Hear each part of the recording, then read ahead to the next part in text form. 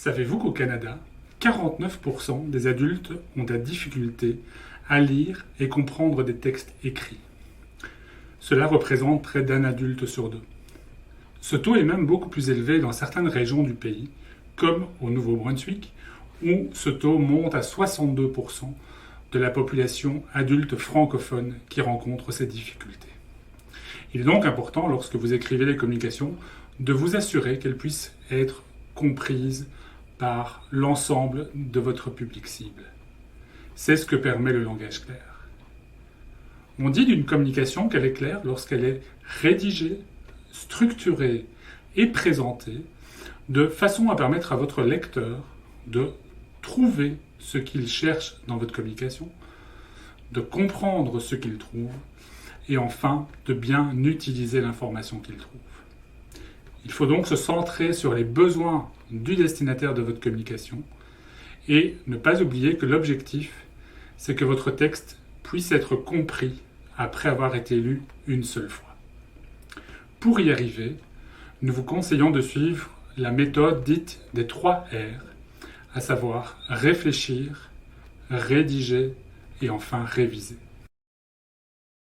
En ce qui concerne la première étape, l'étape de la réflexion, c'est important de prendre un moment pour vous poser certaines questions avant de vous mettre à rédiger concrètement votre communication. Cela vous permettra de faire une sorte de plan de rédaction et d'être beaucoup plus efficace au moment venu de rédiger votre texte.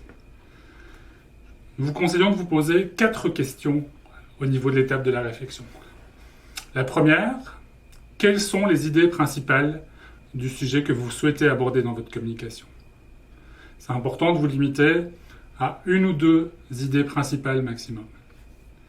Ensuite, posez-vous la question de l'objectif de votre texte.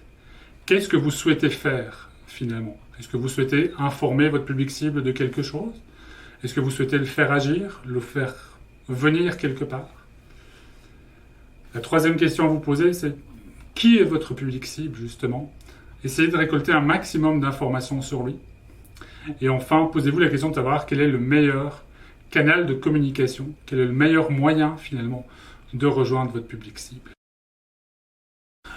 Pour la deuxième étape, celle de la rédaction, essayez de faire attention à 3 choses.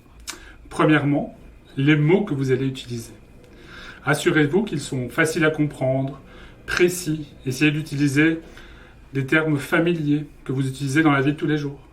C'est important de faire attention aux expressions, au régionalisme, à l'utilisation des synonymes qui peuvent parfois amener une certaine confusion dans le chef de votre lecteur.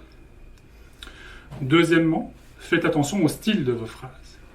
Essayez entre autres de faire des phrases courtes, maximum 15-20 mots par phrase. Essayez d'adopter une formulation sujet, verbe, complément. Adressez-vous directement à votre lecteur en utilisant le « vous ».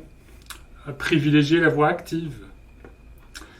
Et enfin, troisièmement, soignez votre mise en page. Pour la troisième étape, celle de la révision, nous vous conseillons tout d'abord de relire votre texte à haute voix.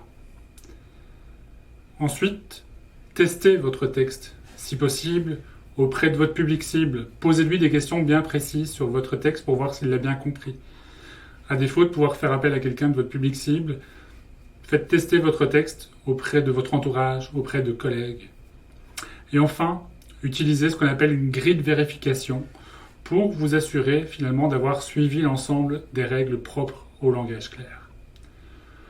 En respectant ces 3 étapes, cette méthodologie, vous mettrez toutes les chances de votre côté pour vous assurer que le texte que vous envoyez à votre public cible soit bien compris. Alors maintenant, à vous de jouer.